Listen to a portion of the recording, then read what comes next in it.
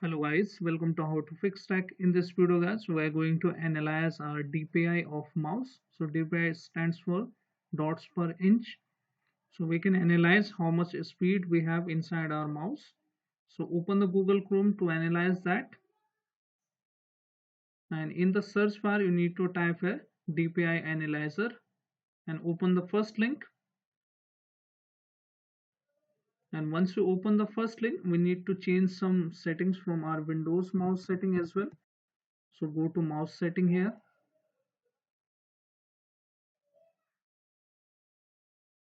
and open the mouse setting.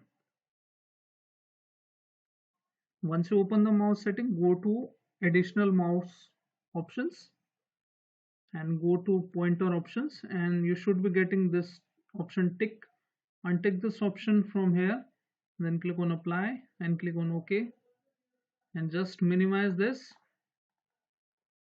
And here you need to type the unit to inches, and let me calculate it. 1 inch.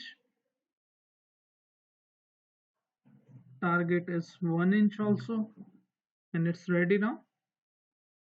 So let me move my mouse to 1 inch. You can see here.